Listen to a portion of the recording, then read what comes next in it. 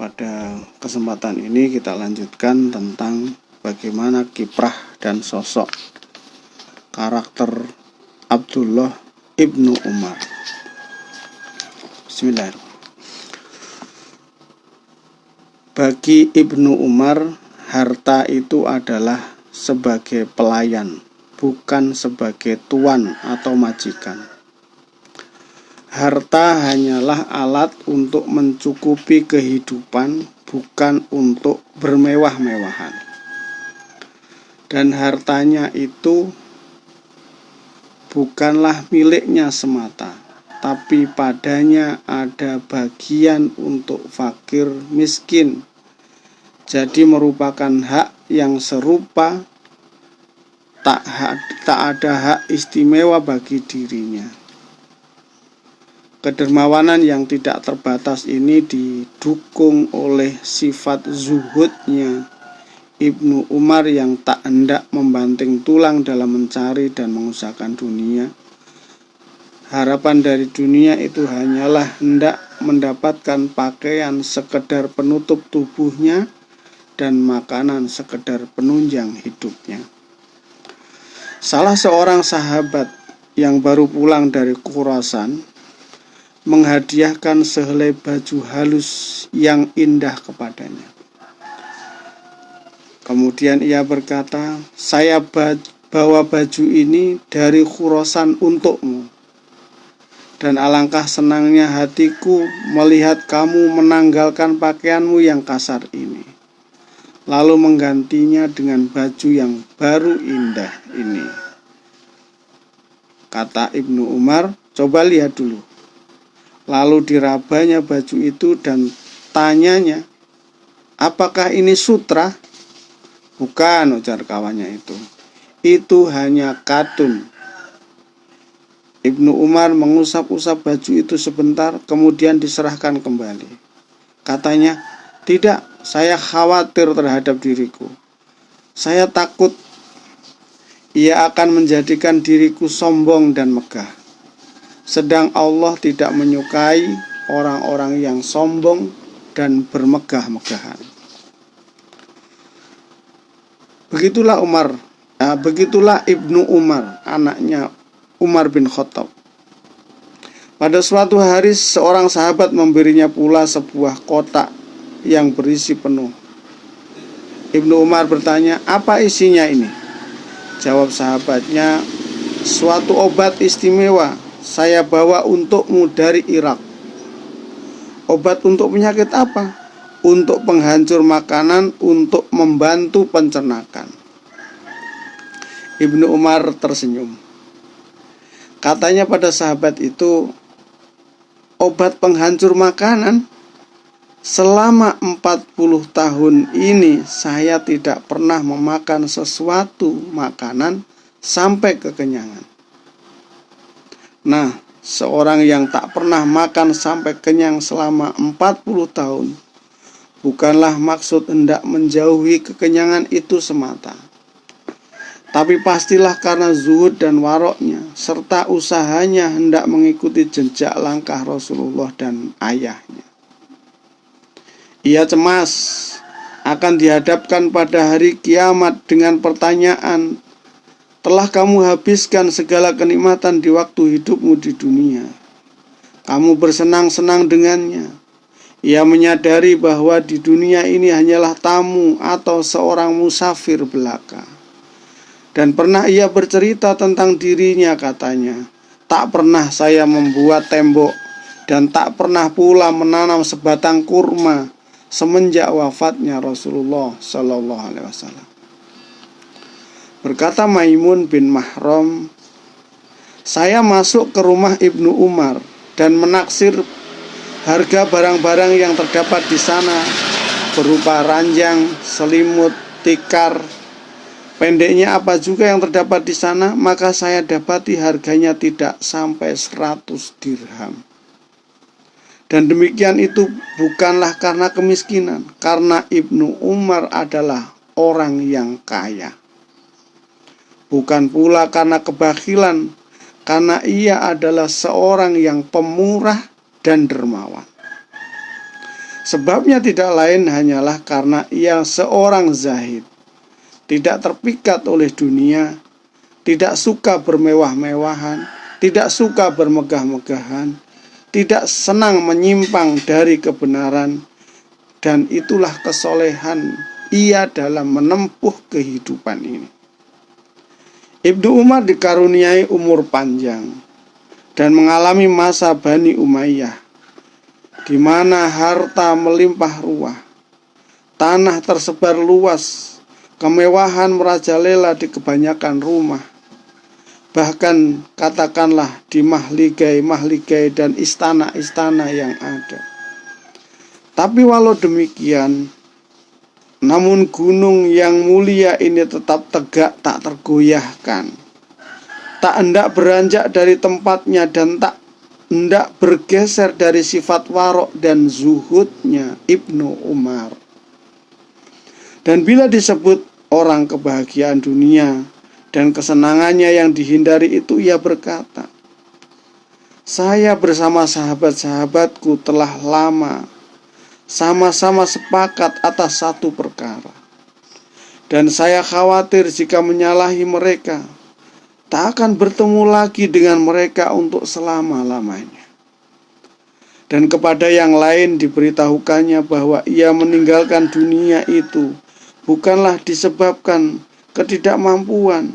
Ditadahkan kedua tangannya ke langit, katanya, ya Allah, Engkau mengetahui bahwa kalau tidaklah karena takut kepadamu, tentulah kami akan ikut berdesakan dengan bangsa kami Quraisy memperebutkan dunia ini.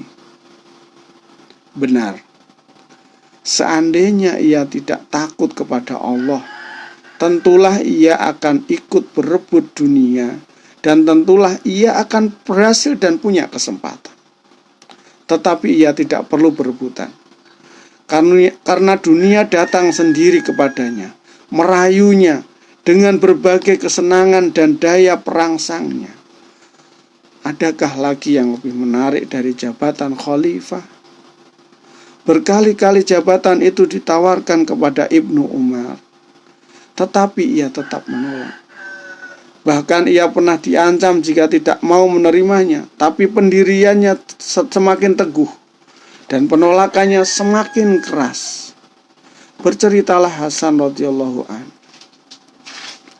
tatkala Utsman bin Affan dibunuh orang, umat mengatakan kepada Abdullah bin Umar, andai Anda adalah seorang pemimpin, keluarlah agar kami minta orang-orang baiat kepada Anda. Ujarnya, demi Allah, seandainya dapat, janganlah ada walau setetes darah pun untuk tertumpah disebabkan aku. Kata mereka pula, Anda harus keluar, kalau tidak akan kami bunuh di tempat tidurmu. Tetapi jawaban Ibnu Umar tidak berbeda dengan yang pertama. Demikianlah mereka membujuk dan mengancamnya, tetapi tak satu pun hasil yang mereka peroleh untuk memaksa Abdullah ibnu Umar mau menjadi seorang khalifah. Dan setelah itu, ketika masa telah berganti dan fitnah telah menjadi-jadi, Ibnu Umar tetap merupakan satu-satunya harapan orang-orang berdesak-berdesaan agar sedia menerima jabatan khalifah dan mereka akan baiat kepadanya. Tetapi ia selalu menolak. Penolakan ini menyebabkan timbulnya masalah yang ditujukan kepada Ibnu Umar, tetapi ia mempunyai logika dan alasan sendiri. Sebagai dimaklumi, setelah terbunuhnya Utsman radhiyallahu an, keadaan bertambah memburuk dan berlarut-larut yang akan membawa bencana dan malapetaka. Dan walaupun ia tidak mempunyai ambisi untuk jabatan khalifah, tetapi Ibnu Umar bersedia memikul tanggung jawab dan menanggung resikonya dengan syarat ia dipilih oleh seluruh kaum muslimin dengan kemauan sendiri tanpa dipaksa. Adapun jika baiat itu dipaksakan oleh sebagian atas lainnya di bawah ancaman, maka inilah yang tidak disetujui oleh Abdullah ibnu Umar. Ia menolak jabatan khalifah yang dicapai dengan cara seperti itu. Dan ketika itu syarat tersebut tidaklah mungkin. Bagaimanapun kebaikan Ibnu Umar dan kekompakan kaum muslimin dalam mencintai dan menghormatinya, tetapi luasnya daerah dan letaknya yang berjauhan, di samping pertikaian yang sedang berkecamuk di antara kaum muslimin, menyebabkan mereka terpecah-pecah kepada beberapa golongan, saling memerangi dan angkat senjata. Maka suasana tidaklah memungkinkan tercapainya konsensus atau persetujuan yang diharapkan oleh Ibnu Umar. Seorang laki-laki mendatanginya pada suatu hari, katanya, "Tak seorang pun yang lebih buruk perlakuannya kepada umat manusia daripadamu." "Kenapa?" ujar Ibnu Umar. "Demi Allah, tak pernah saya menumpahkan darah mereka, tidak pula terpisah dengan jamaah mereka, apalagi memecah belah persatuan mereka." Kata laki-laki itu pula, "Andainya kamu mau, tak seorang pun yang akan menentangmu." Jawab Ibnu Umar, "Saya tak suka kalau dalam hal ini seorang mengatakan setuju, sedang yang lainnya mengatakan menolak." Bahkan setelah peristiwa berkembang demikian dan kedudukan Muawiyah telah kokoh, dan setelah itu beralih pula kepada putranya Yazid, lalu Muawiyah dua putra Yazid, setelah beberapa hari menduduki jabatan khalifah, meninggalkannya karena tidak menyukainya. Sampai saat itu Ibnu Umar telah menjadi seorang tua berlanjut usia. Ia masih menjadi harapan umat untuk jabatan tersebut. Marwan datang kepadanya, "Ulurkan tangan Anda agar kami baiat. Anda adalah pemimpin Islam dan putra dari pemimpin." Ujar Ibnu Umar, "Apa yang kita lakukan terhadap orang-orang Masyrik? Kita gempur mereka sampai mau baiat." "Demi Allah," ujar Ibnu Umar, "saya tidak sudi dalam umur saya yang 70 tahun ini ada seorang manusia yang terbunuh disebabkan oleh saya." Marwan pun pergi sambil berdendang. Api fitnah berkobar sepeninggal Abu Layla, dan kerajaan akan berada di tangan yang kuat lagi perkasa. Yang dimaksud dengan Abu Layla ialah Muawiyah bin Yazid. Penolakan untuk menggunakan kekerasan dan alat senjata inilah yang menyebabkan Ibnu Umar tak hendak campur tangan dan bersikap netral dalam kekalutan di antara pengikut Ali dan penyokong Muawiyah. Dengan mengambil kalimat-kalimat berikut sebagai semboyan dan prinsipnya. "Siapa yang berkata marilah sholat, akan saya penuhi. Dan siapa yang berkata marilah menuju kebahagiaan, akan saya turuti. Tapi siapa yang mengatakan marilah membunuh saudaramu seagama dan merampas hartanya, maka saya akan katakan tidak." Hanya dalam sikap netral dan tak hendak campur tangan ini, Abdullah bin Umar tak mau membiarkan kebatilan. Telah lama sekali Muawiyah yang ketika itu berada di puncak kejayaannya melakukan tindakan yang menyakitkan dan membingungkan, sampai-sampai Muawiyah mengancam akan membunuhnya, padahal ia selalu bersemboyan. "Seandainya di antaraku dengan seseorang ada hubungan walau tak sebesar rambut,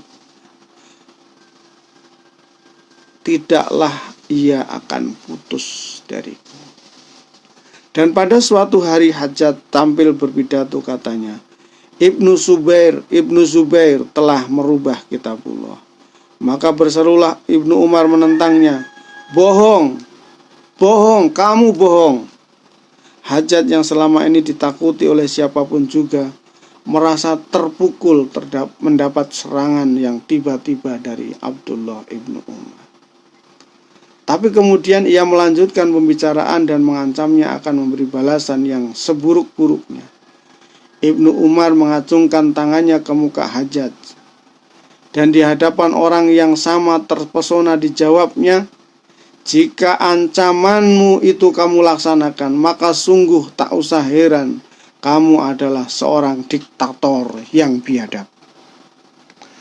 Tetapi sebagaimana juga keras dan beraninya, sampai akhir hayatnya Ibnu Umar selalu ingin agar tidak terlibat dalam fitnah dan menolak untuk berpihak kepada salah satu golongan yang sedang bertikai.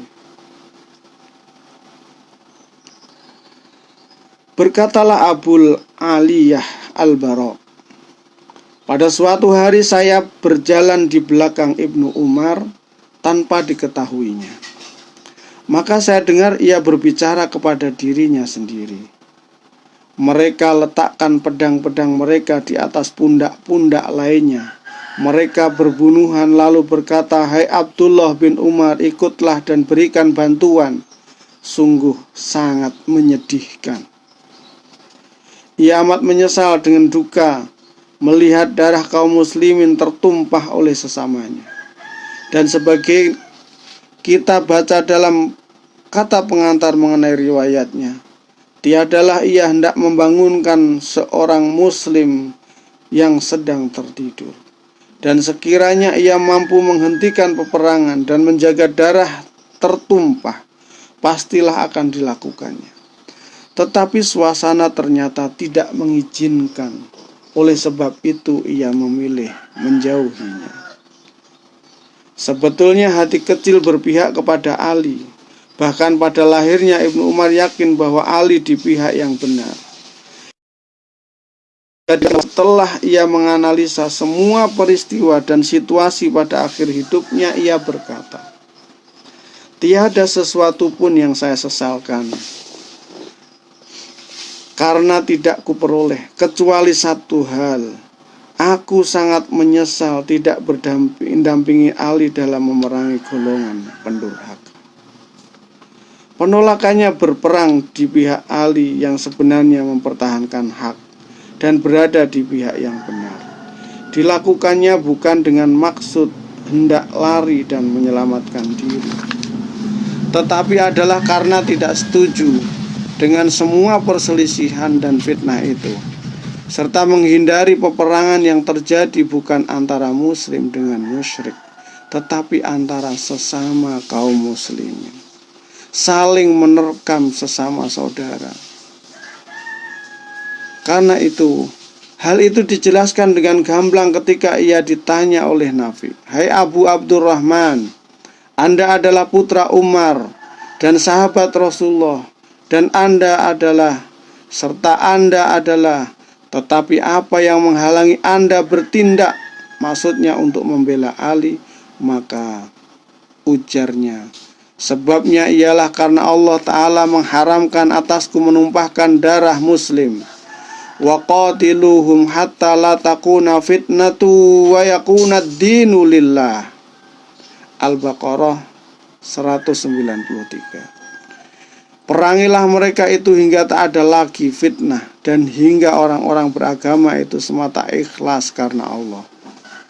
Nah, kita telah melakukan itu dan memerangi orang-orang musyrik hingga agama itu semata bagi Allah. Tetapi sekarang apa tujuan kita berperang? Saya telah mulai berperang semenjak berhala masih memenuhi Masjidil Haram, dari pintu sampai ke sudut-sudutnya, hingga akhirnya semua itu dibasmi Allah dari bumi Arab. Sekarang apakah saya akan memerangi orang yang mengucapkan la ilaha illallah, tiada Tuhan yang hak diibadahi kecuali Allah? Demikianlah logika dan alasan Ibnu Umar, dan demikian pula keyakinan pendiriannya.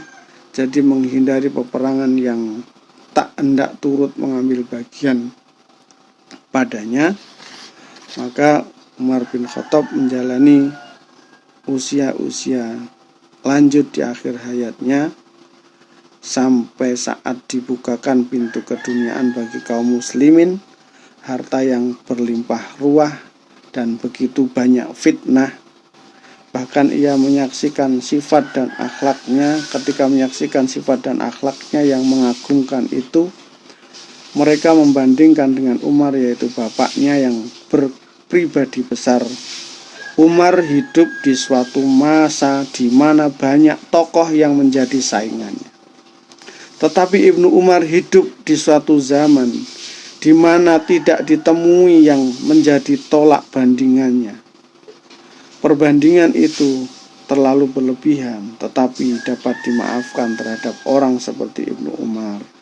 Adapun Umar tak seorang pun dapat disejajarkan dengannya. Tak mungkin ada bandingannya. Di setiap masa, dari kaum manapun juga. Maka suatu hari di tahun 73 Hijriah, ketika sang surya telah condong ke barat, hendak memasuki peraduannya, sebuah kapal keabadian telah mengangkat jangkar dan mulai berlayar, bertolak menuju Rafiqul A'la di alam barzah.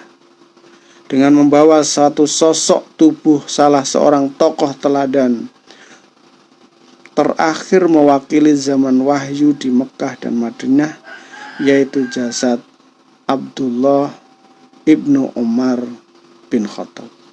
Mudah-mudahan kita menjadi gamblang untuk bisa meneladani Abdullah bin Umar menjadi sosok yang tidak ingin bertengkar dengan saudara-saudaranya semuslim, tidak ingin membunuh saudaranya sendiri, dan berjuang bukan untuk harta tetapi karena Allah Subhanahu wa ta'ala.